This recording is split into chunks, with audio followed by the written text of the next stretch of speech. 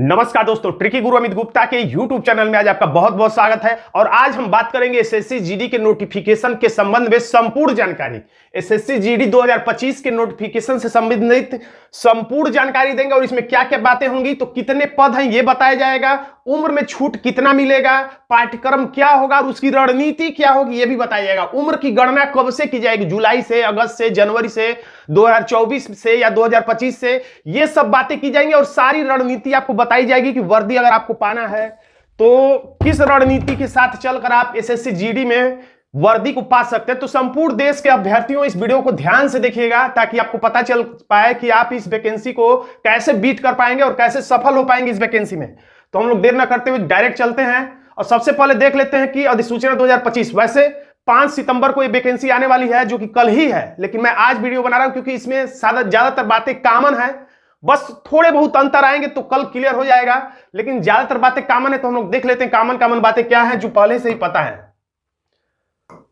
तो देखिए, अधिसूचना कब जारी होगी, तो 5 सितंबर। 27 अगस्त को जारी होने वाला था लेकिन नहीं हो पाया किन्हीं कारणों से। अब 5 सितंबर को नोटिफिकेशन में कहा गया है कि जारी होगा। तो 5 सितंबर यानी शिक्षक दिवस पर ये वैकेंसी आने वाली है और ये कल ही आने वाली है, यानी कि 5 सितंबर कल है तो कल आने वाली है 2024 को। और ऑनलाइन आवेदन कब से शुरू होंगे, तो 5 सितंबर से ही शुरू होंगे और 5 अक्टूबर तक चलेंगे और भी आगे प्रक्रिया जारी रहेगी। अब परीक्षा की तारीख क्या बताई गई है, तो जनवरी फरवरी में परीक्षा आयोजित की जाएगी। तो जनवरी और फरवरी में परीक्षा आयोजित करने का मतलब यह है कि इस बार आपको 4 महीने मिलेंगे। सितंबर 5 ही दिन बीता, फिर भी अभी से आप जोड़ लीजिए, सितंबर, अक्टूबर, नवंबर, दिसंबर, 4 महीने पूरे मिलेंगे। रणनीति यहीं से अब आपकी शुरू होगी। 4 माह आपको क्या मिल रहा है, तैयारी के लिए मिल रहा है। 4 माह का मतलब 3 चौके 12, 120 दिन। 120 दिन आपकी तैयारी के लिए है। तो इसमें 3 महीना जो होगा, 3 माह आप विस्तृत अध्ययन कर सकते हैं, प्लस 1 माह आपके लिए रिवीजन के लिए चाहिए, क्योंकि बिना रिवीजन के सब बेकार है। अगर आप 4 महीना पूरा विस्तार से पढ़ते ही रह गए तो सब बेकार हो जाएगा। तो 1 महीना का समय, 20 दिन का समय तो रिवीजन के लिए रखना ही चाहिए। तो 3 महीना में तैयारी और 1 महीना में रिवीजन आपको करना चाहिए। तो यहां से तैयारी के लिए आपको 4 महीने 120 दिन मिलते हैं। चलिए आगे देखते हैं, देर ना करते हुए। कितने फार्म पड़ेंगे, तो पिछले जो फार्म पड़े थे उनको अगर ध्यान में रख के कहा देखा जाए तो कभी देखिए, कभी 45 लाख फार्म पड़ता है, कभी 50 लाख, कभी 60 लाख, 40 लाख। और लेकिन जितने फार्म पड़ते हैं सभी लोग परीक्षा देने नहीं जाते हैं, क्योंकि जो सीरियस छात्र नहीं वो भी फार्म तो भर देते हैं लेकिन तैयारी नहीं होता तो फिर वो परीक्षा देने नहीं जाते हैं। काफी लोग परीक्षा छोड़ते हैं।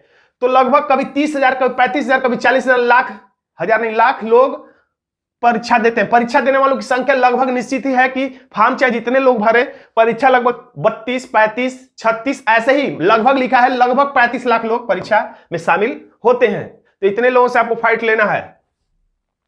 कितने पद रहेंगे, ये हमेशा घटता बढ़ता रहता है, पद कितने रहेंगे। तो यहां पे सिलसिलेवार आंकड़ा दिया गया है। 2021 में 25,271 पद था, 2022 में 50,000, सीधे देखिए लगभग दुगुना हो गया, 187 पद। 2023-24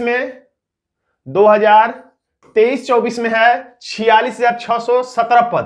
पहले तो कम ही आया था, बाद में ये पद बढ़ा था, यानी कि ये भी ध्यान रखिए, पद कभी कभी कम आते हैं, बाद में भी बढ़ जाते हैं।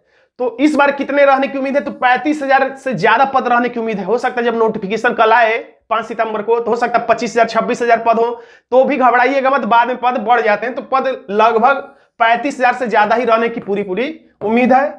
और कल जितने पद आएंगे उसको अंतिम पद मत समझिए। कभी कभी तो होता है कि शुरू में जितने पद आते हैं लास्ट तक उतने ही रह जाते हैं, लेकिन कभी कभी बढ़ता भी है। शैक्षणिक योग्यता बड़ी कम है। ये पहला पड़ाव है तैयारी का, ये पहला पड़ाव है शिक्षा का। 10वीं क्लास, 10वीं क्लास कितनी छोटी सी बात है। 10वीं क्लास पे सबसे अच्छी नौकरी ये मानी जाती है।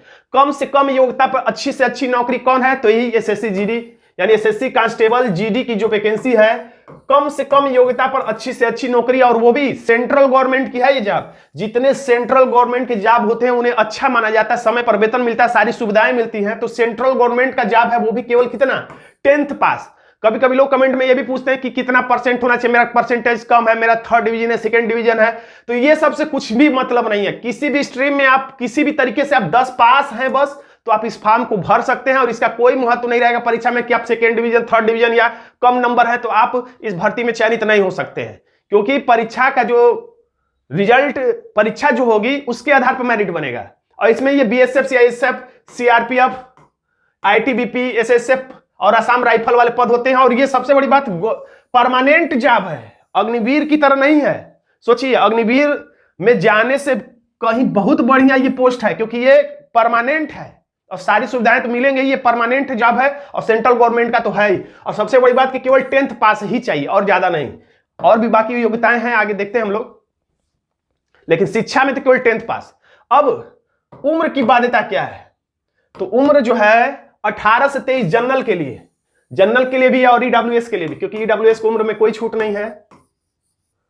ईडब्ल्यूएस के लिए, जनरल के लिए 18 से 23, अधिकतम आयु में कोई छूट है। न्यूनतम आयु में छूट नहीं मिलता, याद रखिएगा, नहीं कि ओबीसी कैटेगरी का है तो 17 साल का भी मान्य होगा, ऐसा नहीं है। न्यूनतम आयु में कोई छूट नहीं, अधिकतम आयु में छूट आरक्षित श्रेणियों को मिलता है। और ओबीसी को 18 से 26, क्योंकि इसमें 3 साल की छूट दी जाती है। अब यानी 26 के बाद 3 साल मत जोड़िएगा, ये जोड़ने के बाद 18 से 26 है। 23 में 3 जोड़ दीजिए, 24, 25, 26, 3 साल है। और एससी और एसटी को 5 साल की छूट दी जाती है, इसलिए 18 से 28। अब 28 के बाद 5 साल मत जोड़िएगा, यानी एससी एसटी 18 न्यूनतम, अधिकतम 28 साल तक वो फॉर्म इसको भर सकते हैं। तो इसको देख लीजिएगा। और किसी को कंफ्यूजन होता है कि मेरा आय, वो निकाल नहीं पाते हैं अपनी एज कि मेरा 2023 में या मेरा 2013 में जन्म हुआ था या 2018 में जन्म हुआ था, मैं इस वैकेंसी में भर सकता हूं कि नहीं भर सकता हूं। तो आप कमेंट बॉक्स में लिख के पूछ लीजिएगा कि आप किस कैटेगरी, अपना लिख दीजिएगा और डेट ऑफ बर्थ लिख लीजिएगा। क्या क्या लिखना है, कैटेगरी, मेल है कि फीमेल है कैटेगरी, और आप अपना डेट ऑफ बर्थ, यानी कि जैसे 5 सितंबर 2018, तो ऐसे लिख दीजिएगा। मैं बता दूंगा कि आप इस फॉर्म को भर पाएंगे या नहीं भर पाएंगे। और उम्र की गणना कब से की जाएगी, तो उम्र की गणना देखिए कभी कभी 1 अगस्त से मांगी जाती है। ऐसा देखा गया पिछले वर्षों में 21, 22, 23 में कि 1 अगस्त से मांगी जाती है, लेकिन अगले साल के तारीख यानी कि 1 जनवरी से भी मांगी जाती है, क्योंकि ये भर्ती जो है सितंबर अक्टूबर में आ रही, सितंबर में आ रही है, लास्ट साल के 2024 के लास्ट में आ रही है। इसलिए ये डेट जो है 1 जनवरी 2025 से मांगे जाने की 90% संभावना है। तो ये यही मान के चलिए, यही होना चाहिए। 1 जनवरी 2025 से आयु की गणना की जाएगी कि ये सारे चीजें है कि नहीं है, ये सब 18 से 23 है कि नहीं, या 18 से 26 या 18 से 28 है कि नहीं, ये सब 1 जनवरी 2025 से गणना की जाएगी। अगर आपको कंफ्यूजन है कि मेरा उम्र जो है इस सीमा में आता है कि नहीं आता है, तो अपना नाम और ओबीसी, एससी, एसटी जो भी कैटेगरी है वो लिख के आप पूछ सकते हैं। अब देखिए, शारीरिक मानक भी, ऐसा नहीं कि बस आप 10th पास हैं और 4.5 फुट के तो फॉर्म नहीं भर पाएंगे। लंबाई भी है, चेस्ट भी है, ये सब कुछ भी चाहिए। तो शारीरिक मानक क्या है पुरुषों के लिए, तो पुरुषों में चाहे जनरल हो चाहे ईडब्ल्यूएस हो, ईडब्ल्यूएस लिखा नहीं मैंने, समझ लीजिएगा, ईडब्ल्यूएस भी हो चाहे जनरल हो चाहे ओबीसी हो चाहे एससी हो, सबके लिए 170 सेंटीमीटर। इससे अधिक चलेगा, 180 सेंटीमीटर आएंगे तो चल जाएगा, लेकिन इससे कम नहीं चाहिए। और एसटी के लिए बस छूट है, एससी के लिए भी छूट नहीं है, याद रखिए। केवल एसटी के लिए, अनुसूचित जनजाति के लिए छूट है। यहां पर केवल उनके लिए लंबाई जो है 162.5 सेंटीमीटर मांगा जा रहा है। और फीमेल के लिए क्या है, चाहे वो जनरल हो चाहे ओबीसी हो चाहे एससी हो चाहे ईडब्ल्यूएस हो, सबके लिए क्या है 157 सेंटीमीटर। ये 2 मेन है, 170, 157। अब एसटी के लिए महिलाओं में 150 है। देखिए, एसटी के लिए पुरुषों में 162 है, यहां पे 150 सेंटीमीटर ही है। तो इसको आप ध्यान दीजिएगा, इतना लंबाई आप चेक करा लीजिएगा, और होगा तभी फॉर्म भरिएगा, उसमें लंबाई में कोई छूट नहीं मिलती है। चेस्ट केवल ये पुरुषों के लिए देखा जाता है, महिलाओं के लिए नहीं। तो जनरल हो चाहे ओबीसी हो चाहे एससी हो चाहे ईडब्ल्यूएस हो, कोई भी हो, उनका चेस्ट जो है कम से कम 80 सेंटीमीटर होना चाहिए। फीता से नापने पर या चीज से भी नापने पर 80 सेंटीमीटर होना चाहिए। इससे अधिक रहेगा, 85 रहेगा, 90 रहेगा, 95 रहेगा, 100 रहेगा तो चलेगा, ठीक है, कोई दिक्कत नहीं। और एसटी के लिए ये 76 सेंटीमीटर, बस एसटी को सीना में छूट है 76 सेंटीमीटर, लेकिन फुलाव तो 5 सेंटीमीटर चाहिए ही। एसटी के लिए भी, जनरल के लिए, ओबीसी के लिए, एससी के लिए, ईडब्ल्यूएस के लिए, सबके लिए 5 सेंटीमीटर फुलाव चाहिए ही। 80 है तो 85, अगर किसी का 90 है तो क्या छूट मिल जाएगा, नहीं 90 है तो आपको 5 सेंटीमीटर फुलाव चाहिए ही। और वजन जो है लंबाई के अनुरूप देखा जाता है, बहुत ज्यादा नहीं होना चाहिए, बहुत कम नहीं होना चाहिए। यानी कि ऐसा नहीं वजन है कि फूंक दिए तो हवा से उड़ जाए, ऐसा नहीं होना चाहिए। ऐसा भी नहीं हो जाए कि पूरा बोरे जैसा मोटा बॉडी रहेगा तो आपको छाड़ दिया जाएगा।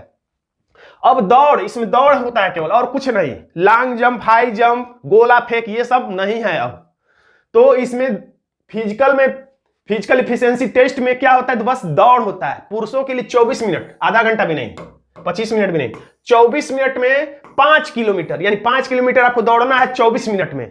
और राउंड में नहीं दौड़ाया जाता, फील्ड में नहीं दौड़ाया जाता, रोड पे दौड़ाया जाएगा। 2.5 किलोमीटर जाना है, 2.5 किलोमीटर टोकन लेकर आना है, और 24 मिनट में 5 किलोमीटर आपको दौड़ना है। यदि आप महिला है तो आपको केवल 8.5 मिनट में 16 1.6 किलोमीटर का मतलब 1600 मीटर। 1600 मीटर आपको दौड़ना है, 1600 मीटर दौड़ना है 8.5 मिनट में, इसको ध्यान रखिएगा। और सिलेक्शन का प्रोसेस क्या होता है, कैसे कैसे सिलेक्शन होता है, तो सबसे पहले आपका होता है कंप्यूटर बेस्ड टेस्ट। कंप्यूटर का टेस्ट नहीं होता है, कंप्यूटर पे यानी ऑनलाइन परीक्षा होती है, और उसमें यानी कंप्यूटर बेस्ड टेस्ट होता है जिसमें कि क्या क्या पूछा जाएगा, जीके, रीजनिंग, मैथ, हिंदी, ये आगे हम लोग बताएंगे।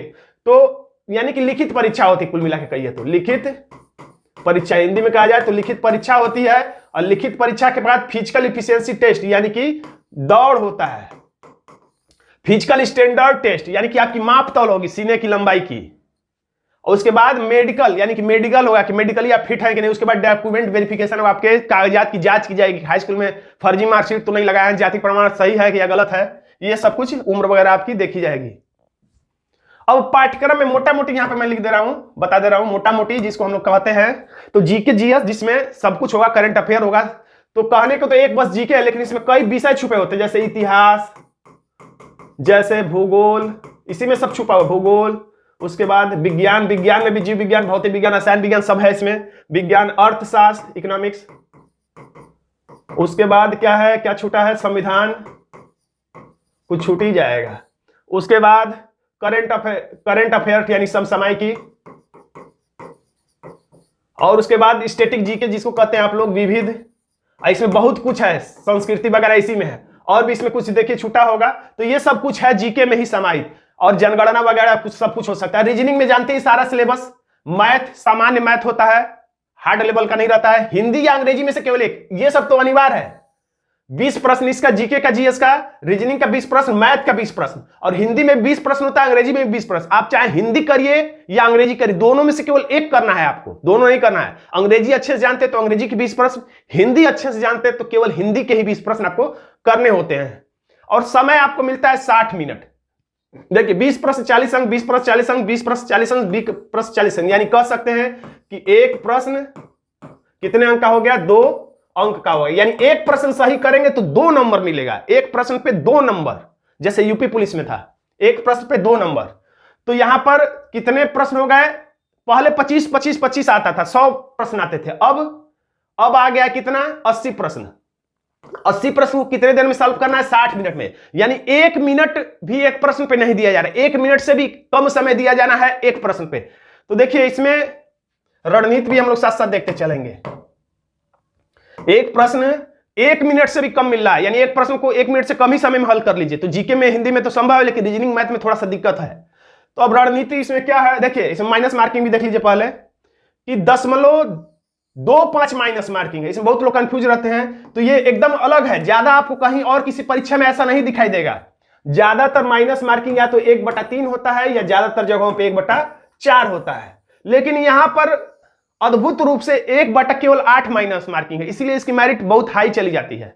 और हाई जाने के कारण यह भी है कि एनसीसी करने वालों को भी इसमें नंबर अलग से दिए जाते हैं, बी सर्टिफिकेट, सी सर्टिफिकेट वालों को, ए सर्टिफिकेट वालों को अलग अलग नंबर दिए जाते हैं। और बहुत ज्यादा इस पेपर का लेवल जो हाई नहीं रहता, इसलिए भी मेरिट हाई चली जाती है। और पूरे भारत के छात्र इसमें पार्टिसिपेट करते हैं, यह भी कारण है कि इसकी मेरिट हाई जाती है।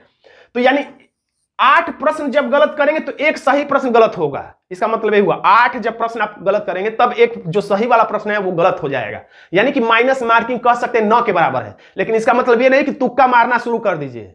यानी अगर 10 प्रश्न आपको नहीं आता है, एकदम जैसे कोई मैथ का प्रश्न है या जीके का प्रश्न एकदम आपने सुना ही नहीं है, और रीजनिंग का या मैथ का प्रश्न ऐसा है कि आपको समझ ही में एकदम नहीं आ रहा, तुक्का नहीं मारना है। तुक्का तभी मारना है जब 2 विकल्पों में केवल कंफ्यूजन हो, 2 विकल्पों में कंफ्यूजन हो केवल हो तो छोड़ना ही नहीं है, क्योंकि माइनस मार्किंग कह सकते हैं 9 के बराबर है। लेकिन फिर भी जो एकदम प्रश्न नहीं आता उसको छोड़ना ही बेहतर होगा। तो ये सब हो गया। इसकी रणनीति देखिए, 160 अंक के प्रश्न होते हैं। कितने प्रश्न होते हैं, तो 80 प्रश्न होते हैं। तो दोस्तों आज का वीडियो आपको कैसा लगा कमेंट बॉक्स में जरूर लिखिएगा। वीडियो अच्छा लगा तो वीडियो को लाइक कर दीजिएगा, इसे अपने दोस्तों में शेयर करना मत भूलिएगा। चैनल पर नए हैं तो एसएससी जीडी परीक्षा की तैयारी के लिए चैनल को सब्सक्राइब जरूर कर लीजिएगा। धन्यवाद दोस्तों।